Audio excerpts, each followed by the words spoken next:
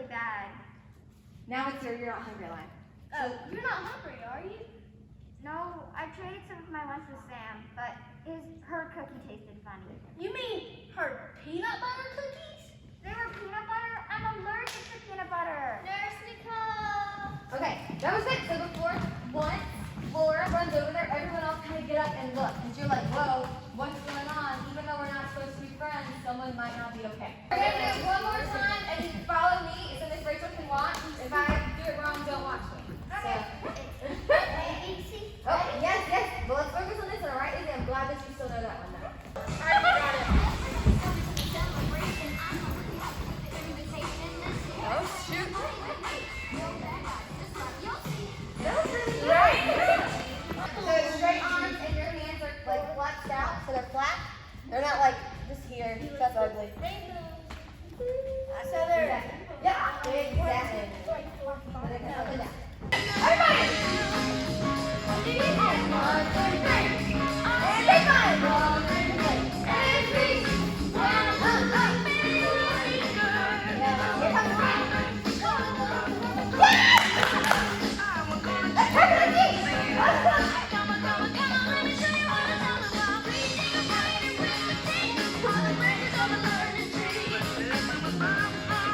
Yes. Yes. Okay, here we go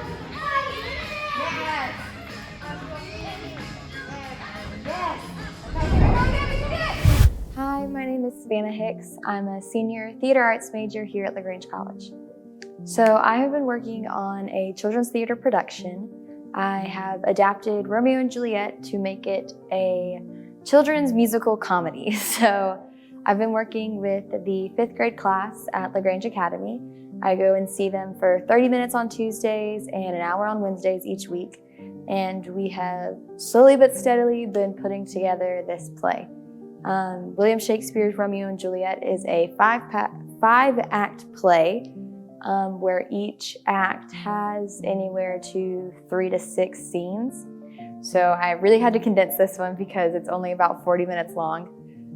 So we still get all the major points, all the big story points of Romeo and Juliet, but instead it is set in an elementary school and follows Roman and Julie as they try to be best friends, but their parents, their moms are just enemies, Miss Montgomery and Miss Campbell, and it follows them through their adventure trying to be best friends and then not being best friends and all of the Shakespearean drama. So I knew my sophomore year of college that I wanted to do a children's show as my senior project. At that point in time, I was still a musical theater major. And then during advising, I think it was junior year fall, I sat with Professor Noel and we talked about like end goals, like what I wanted to do for my career. And she was like, well, why don't you switch to theater arts? And we looked and it was only gonna add on one class that I hadn't taken yet. So I was like, sure, why not? So I did that, and then from that point I was like, okay, cool, we're gonna do a children's show. And then the idea to do an adaptation of Romeo and Juliet came junior year spring. We were in production for 12th night. I was a stage manager, and in doing that, we also had a special topics class that was co-taught by Professor Knoll and Dr. Doolin Mallory. And that was a Shakespeare course where we learned about the language and the verse and the prose and how things scanned and just how the language worked for itself. And so for that final project, we were each given characters to kind of really research and analyze. And I had been given Juliet from Romeo and Juliet, and I absolutely fell in love with all of it and was like, this is gonna be the coolest little thing because it can be super funny in like a good way as a children's show. And so I had that idea then, and I started working on it that summer, which was summer of 2020. So I've been working on it for almost a year. So I began acting when I was in the 3rd grade. I had gone to see James the Giant Peach at Hart County Community Theater, and they had the peach was like hidden in the audience, and you like got to find it as like this fun audience participation at the beginning of the show. And I found it, and I wasn't even in the play in any way, shape, or form. And I was like, this is what I want to do. And so I started doing plays through elementary school, which then carried me into middle school and into high school. And here I am now doing theater in college. When I was in high school, I was on the junior board of directors at Hart County Community Theater, and I eventually became the director of that junior board. And part of my duties were to lead the children's theater camps each summer. So I started doing those as just a team leader when I was in middle school. And then when I took over, it was really awesome. And I really got close to some of the kids because they would come back every year. And I really saw just how important it is for kids to have a safe place where they can really just figure out who they are. There was one parent who thanked me at the very end of summer of my senior year of high school and was like, thank you so much. Our son had been struggling at school because all of his friends were athletes, but he liked the theater stuff. And every time he comes to camp, we get to see who he really is because he's happy and he feels like he can be himself. And that's just such an important thing. And that's something that I want to be able to give to kids somewhere else. So children's theater is so important. And a lot of people, I think, don't realize what it does for kids to have theater and the arts at such a young age. So my process has been kind of a longer one than I think most people would expect, and it's been a longer one than I initially expected. Like I said, it started really last summer when I really started working on it. I'd had the idea, so I already had a script of Romeo and Juliet that had like definitions, and then so I had that script, and then I had a modernized language translation up on my computer as well. And I was in a Word document kind of typing up, okay, these are the main points that need to be hit in order to get the story. You've got to have the first fight between the Mercutios and the Capulets. You've got to have the ball where Romeo and Juliet meet. You've got to have the wedding ceremony. You've got to have some type of big catastrophe that brings the families together. So all these like high points were the main things I was listing out. So I'd done that and I was like, okay, this is still a 2-hour show. So I went back again and kind of condensed and was like, well, let's break up into scenes that are about 2 to 3 minutes each. So I combined some different plot points. What can be combined in one scene in my show, Romeo and Julie, that initially isn't combined in Romeo and Juliet. So that was really where the adaptation began to start. Once I got the idea to set it in an elementary school, it became a lot easier to know, okay, well, I don't necessarily need this. We don't need to talk about the wenches and the women because they're kids and they're not going to talk about that kind of stuff. So that was easier to kind of layer out some of the more mature material that was within it. So that was the idea into the adaptation. So once I had kind of gotten my outline figured out and arranged and realized what points I needed to get, I began writing the script. So to do this, I also just kind of followed the translations and the original text and was looking and like, okay, well, how do conversations flow? How can I follow that? How can I mimic? What can I pull in? What can I leave out? And what things can I change to make it so it's funny to the kids so they enjoy it, but not so juvenile to where the adults are like, well, this is just dumb.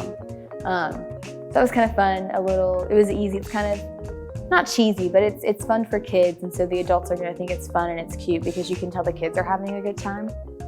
So I had it written and then I sent it out to various working professionals. I sent it to Professor Knoll. I sent it to one of our alum, Kelsey Seals. I sent it to some people I worked with last summer at Florida Repertory Theater, Zeke Bocklage.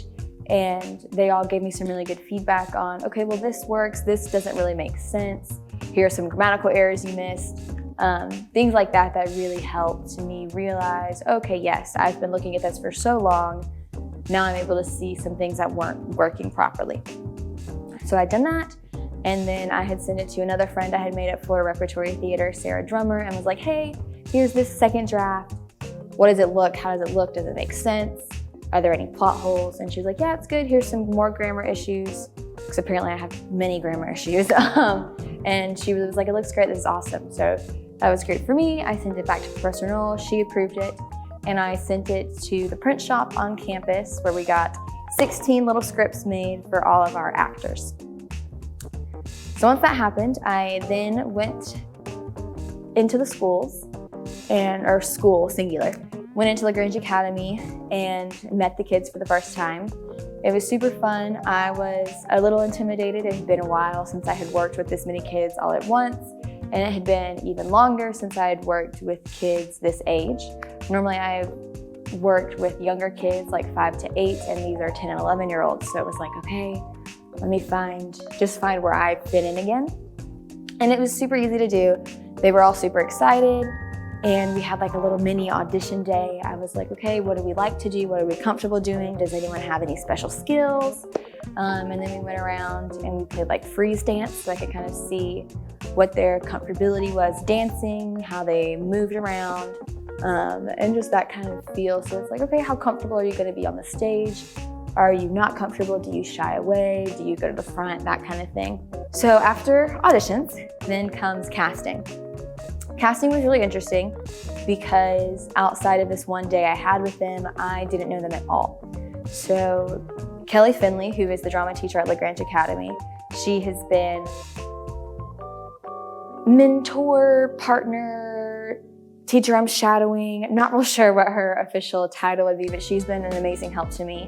I had laid out a cast list. I had made like 3 different ones and was like switching people around and just really trying to figure out where I felt they fit best for the role, as well as what their comfort level was. So I had sent my first one to Kelly. She gave me some of her insight in terms of, well, this kid might not be as comfortable, they may not be able to handle this amount of lines, that kind of stuff. And I was like, okay, cool. So I switched around some more stuff, sent it to her again, and she was like, this looks great. So she announced it that next day in class, and then the following week was the next day I got to see them. So we went in and started our rehearsal process. Rehearsals have been interesting because when you work with adults or you work at other camps, you're seeing everyone at least every day. So when we work here, we're working Monday through Friday, sometimes Sundays, depending on how hefty the show is, but we're working for anywhere to 2 to 3 hours a night. So you're able to get a lot done in that time. When I've done other camps in the past, they've been like 8 to 3, so that's still a hefty amount of time for 2 weeks, or it's 6 to 8 for a week, which is a little more stressful, but you're still seeing someone every single day. So you're able to keep that continuity, they're able to keep it fresh in their brains. You're not having to go back and be like, okay, do you remember what we did last time? Because last time was just the day before. This has been tricky because I see them for a total of 1.5 hours every week. That's not all at once, and that's all I get. So like I said earlier, I see them on Tuesdays for 30 minutes. I leave my advanced acting class, I go to the LaGrange Academy for 30 minutes, and then I come back to campus for theater history 2. So that is not only hard because they're just coming from PE, I have to try and quickly get stuff done in 30 minutes and then get back to campus for my classes. So Tuesdays have been a little rough. Kelly and I were able to work out, okay, well, what if I give them the blocking and kind of explain what's happening, and then after I leave, you guys work it. So that has been working really well. And then on Wednesdays, we work some of the harder scenes or dances. They have been super excited. They've been really receptive as the process has gone along, and we've kind of gotten more comfortable with each other. And they have really retained a lot of it, which has been surprising in like a good way. This week they have been on spring break, so I'm a little nervous to go back next week and kind of see what they remember.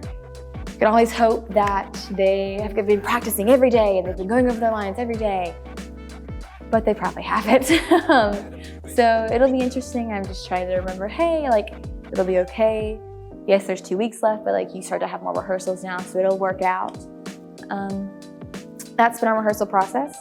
The next thing that happens is performance. So performance is in 2 weeks. It is on April 17th at 11 a.m. We'll be performing at LaGrange Academy for all of their parents, for my parents, and some invited LaGrange campus faculty and students. So I've been super excited. The process has been intimidating at first and sometimes in the middle, but I think that I've been able to kind of get a good grasp on things. And if I've needed any help, Professor Noel's been there, and she's been great. One thing that's been different in this process is that usually when you're a director, you don't also design your shows. You usually have a technical director like we have. We have Professor Hopper, who fills many roles. So sometimes, usually, he designs the set, sometimes he designs the lights. We usually have students who do props, but in this case, I've been all of those people. So when I was writing it, I was kind of imagining and designing in my head as I went in terms of, okay, how am I going to stage this? How am I going to design the set? What can I use? What capabilities does our theater have? And so all that worked. And then when I met with Professor Null this semester to really start, I realized, okay, due to COVID-19, we're unable to have people in price with the amount of people we'd want to have. So I had to make that adjustment at first, and okay, well, how am I going to design this set now for a stage that's in a gym? And their stage has been fine. I was able to do it, but it was a little bit of a trick at first. I was having a kind of a difficult time trying to figure out, okay, well, these are the areas I need. These are the requirements that I have put into the script. How can I translate this onto a 40 by 15 foot stage? And I was in work study one day doing something, and I was just hit with an idea. And so I grabbed some scrap paper that Professor Hopper kind of has, and I started sketching and was going, and I was supposed to be building something, and I completely zoned out. Professor Hopper came back and was like, "Why isn't this done?" And I was like, "Oh, I'm sorry, but I had to write this down before I forgot about it." And he understood, so I finished building what he needed me to build. But from that point, I had my initial sketch, which I then took into AutoCAD, which is a design program that architects, designers, anyone that kind of builds structures uses. You're able to go in and type in dimensions, and you can do things in 3D, you can make models.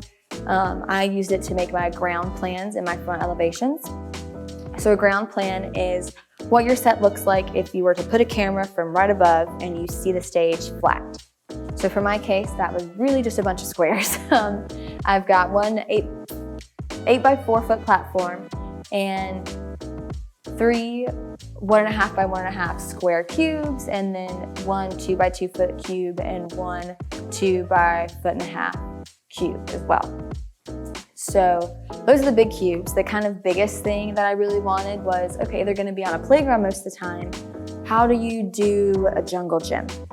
And so I talked to Professor Hopper about safety and practicality, and if it was even possible to build out of 2 by 4s. And I settled on a way to build a set of monkey bars. So the actual monkey bar rungs aren't functional. I was like, that's just a bad idea. But we made sure that the ladder itself was safe for kids to stand on. That way we could have different levels on the stage as well. So that was super exciting. I then made that into AutoCAD. And now I was at the point of, okay, well, I need to build these things. And so I went to Professor Null and Professor Hopper, and I asked, and I was like, is it possible for us to build it in work study? And Professor Null was like, yeah, go for it. Unfortunately, again, because of COVID, we weren't doing any main stage shows, so there weren't any big set requirements needed. We did pause working on my stuff when Miss Riggs' shows came around, and so we worked on her stuff, and that was, of course, fine. Miss Riggs is the best, and so she needed what she needed. And then once we got Miss Riggs' stuff finished and loaded in, we went back to some of my stuff. And it was super awesome. I'm super thankful that everyone in work study was willing to do it and that they were okay with doing that and working on something of mine. Once we had everything built, we then had what is called a load-in. So a load-in is where if something is being built off-site, which is what happens in a lot of professional theaters, your scene shop, your construction site is not on site of the theater.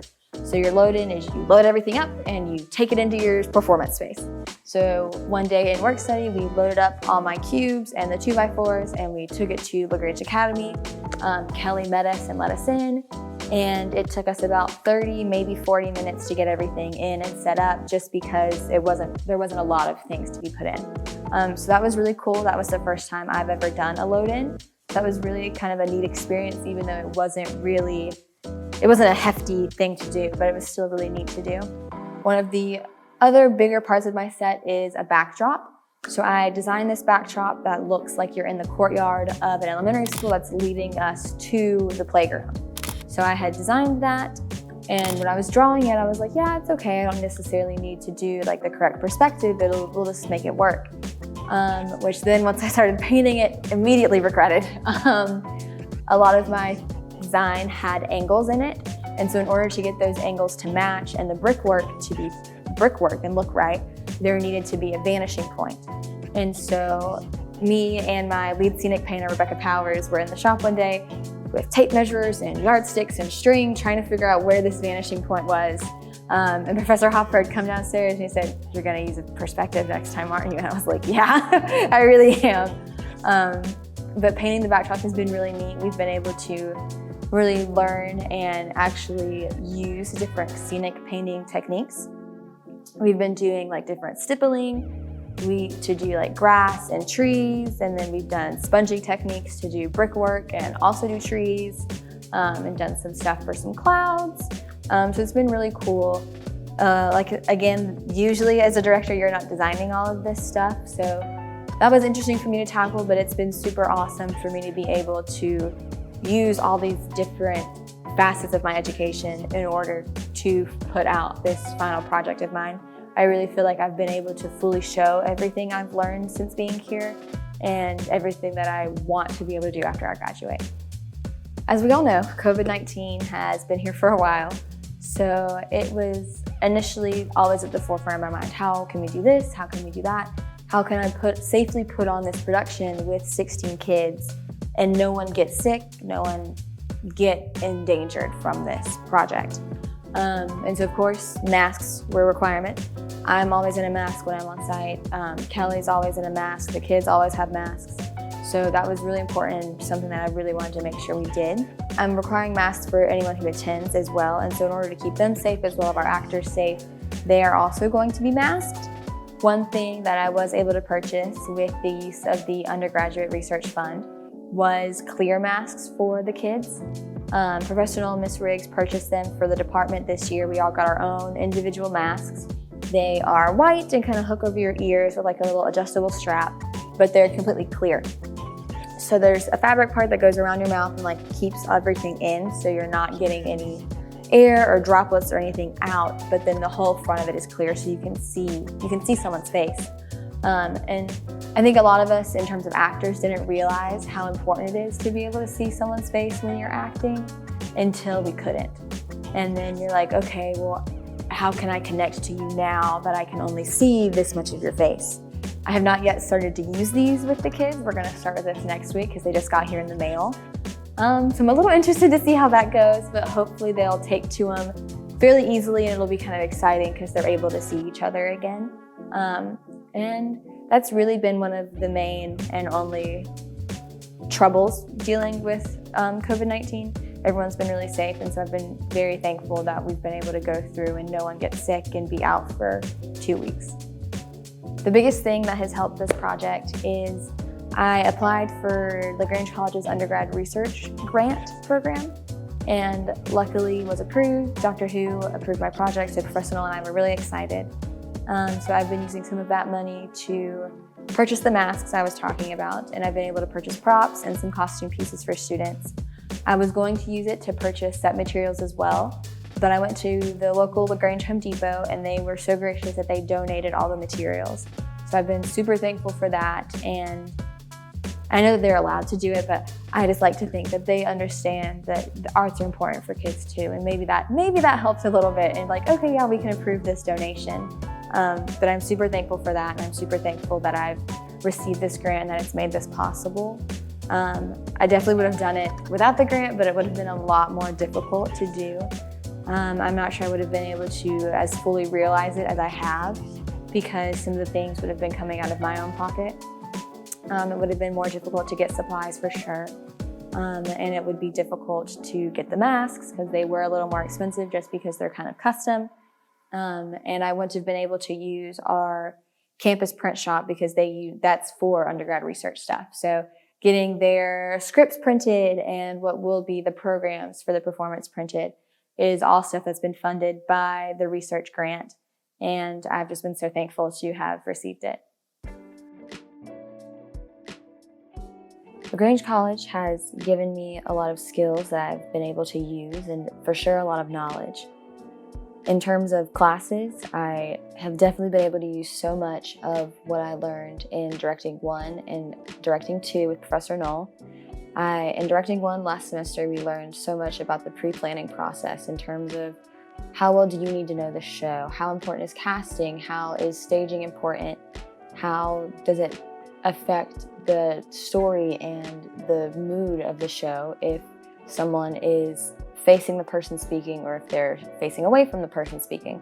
So those are all really small details, but they really help show the story on stage to an audience in some ways that the audience doesn't even realize. Another great thing I took away from directing is how to speak to your actors. That has especially helped right now because as part of directing class, I am currently directing a short play called Certain Unexplainable Events.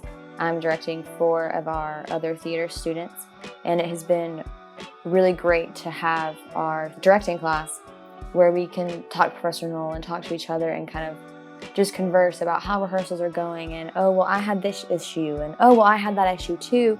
How can you fix it, and does that pertain to me as well? I've been able to use some of that when working with children. Anyone who works with children can tell you that it's not easy, but it has been really nice to be able to use those skills. Another really important thing that has helped me in this process is the knowledge and the skills I took away when I took Intro to Design with Professor Hopper last spring. In this class, we learned about scenic design, lighting design, and costume design. And I really took to scenic design. It was something that I really, really enjoyed and something that I found that I was good at. Before we did scenic designing, we did hand drafting, which now today is done on a computer with the system AutoCAD I mentioned earlier. But doing it by hand was really relaxing and something really neat to me, and that is how I designed my show. I hand drafted everything first, did it in scale, showed it to Professor Hopper, and he was like, yes, this works, this makes sense, this doesn't quite work, look at these measurements, look at these proportions. And then he helped me put it into AutoCAD and kind of taught me how to do it and how to use that program. Without Intro to Design, I probably could have just drawn a rough picture on what I wanted, but I wouldn't have had any idea on how to create the designs that myself and the other work study students used in order to build my set pieces. Stage management has also been a really helpful course in this process. I stage managed twice last year, once with Miss Riggs for the Shining Lives and once with Professor Knoll for Twelfth Night. Twelfth Night unfortunately did not come to fruition due to COVID-19, but Twelfth Night did. So when I did both of those, I had never been trained as a stage manager before. So going into stage management class, I was like, okay, yeah, I know what I'm doing. However, we got in there and I realized that there was a lot more to it. I think having my stage manager brain as well as my director brain during my rehearsals with these kids has been so incredibly helpful because I know as a director, this is what needs to happen. Okay, as a stage manager, this is what I would do for this show. So it helps. I was able to communicate with myself in different ways to get the full picture that I wanted and needed for the show. Theater History has also been a great class. I took Theater History 1 with Miss Riggs last semester and am currently in Theater History 2. Theater History 1 was the more classic theater. One thing that was really important in that time was we talked about Shakespeare's time and how it was so important to the people and that the theater was for the people. In the times of Molière and Restoration, theater was such a social thing and it was elevated and intellectual. And when in Shakespeare's time, he wrote for everybody. He wrote for the poor people and he wrote for the queen. So there's so many different levels to it. There's jokes for everyone and it's something that can be translated and retold for centuries, as we can see through Romeo and Juliet. Script analysis has also been a super helpful class. I took Script Analysis 1 with Professor Knoll. I believe it was the fall of my junior year. May have been spring, so I think it was spring of junior year. And then I took Script Analysis Modern this past fall. Script Analysis Modern is not usually a class offered, but so many of us liked script analysis that Professor Knoll made a special topics course, and we did it again with more modern plays. With script analysis, you are literally analyzing scripts. You're looking at, okay, how does economics play a role? How are relationships? What do these relationships mean? How is music used? All these different things. And it helped me when writing my script in terms of, okay, I know what needs to be here. I have a great template from William Shakespeare's script. And now how am I going to incorporate all of these things to make a structurally and analytically sound script? Other things that have helped me succeed in school, and I know for a fact will help me succeed once I graduate in a few weeks, has been all of the work I've been able to do in the scene shop and on productions at school. The LaGrange College Theater Department is so cool because we are what's called a working theater, to where if you're not in the play, you're helping build it, or you're helping light it, or you're making costumes. So you really get to learn all parts of theater. My first experience as a freshman was I was on costumes for Little Women. We quickly learned I was very not good at costumes, so I was moved to the scene shop with work study and quickly found there that I was good at that, and that was something I enjoyed. Since freshman year, I've helped build almost every set that we have needed since my freshman year. I helped build our production of Noises Off. I helped build August Osage County, Urinetown. I helped with the mask production for the Greek plays that we did last semester. And so those skills and the knowledge I've gotten in the shop and from Professor Hopper are things that will allow me to get jobs outside of performing or teaching. So I've been able to develop these wonderful skills that have made me so hireable because I will have so much different knowledge. In terms of being on stage, I am confident that from my training here and from my work with Professor Knoll and Miss Riggs, that I will be able to get a performance job if I wanted to and if I needed to.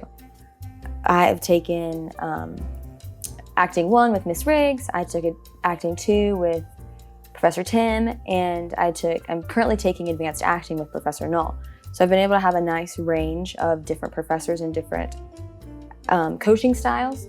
We all study under the theory of Uta Hagen, and she's awesome. I love Uta's book, and it's just really great in how she works. My first big show was I was in Crazy for You sophomore year. I was a dancer, and that was really fun because I wouldn't necessarily consider myself a dancer, but I was able to rise and grow within that show from the needs of the dances. The next thing I did was I was in August Osage County, and this was such a unique experience because Miss Riggs and Professor Knoll co-directed, but they were also the leads in that show as well. So that was such an incredible experience to be able to be on stage with these 2 amazing actors and wonderful professors and be able to work as almost as equals in terms of performing. And so that was just such a wonderful experience that LaGrange College has given me. Another amazing experience they've given me has been being Brooke in Noises Off. This was probably the biggest role I've had while being at the college, and it has been really fun. It was a challenge in terms of costuming because her character is in underwear the whole time. So that was something different for me to work on, but I was very comfortable and we had a great process in terms of making sure I was comfortable. And it was so fun to work with that entire cast because we were all so close, and it was just super fun to have such a crazy British farce to work on. Another great opportunity that I was given through LaGrange College is through our audition competitions. So every fall, anyone who wants to auditions at what is called Georgia Theater Conference, which is a screening for the Southeastern Theater Conference. There are so many performers in Georgia that it has to be a screening process. So if you get passed on through GTC, you go on to SETC.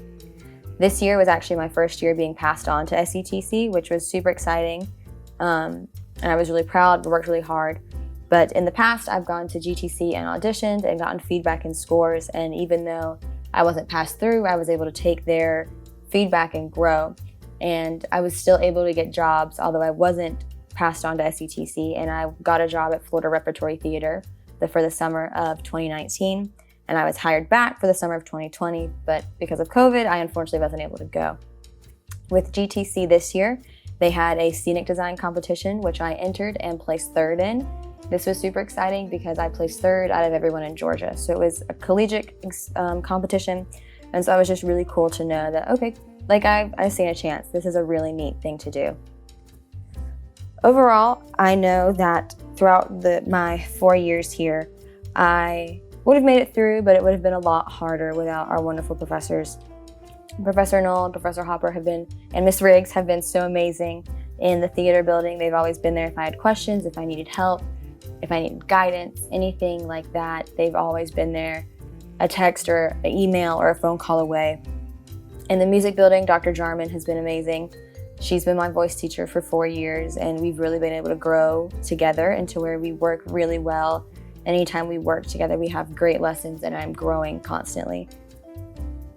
LaGrange College has given me a lot. They've given me a lot of friends, a lot of experiences, and I know that I have grown so much as a person, as a performer, as a professional in theater, and I'm very thankful for everything the school and these professors have given me.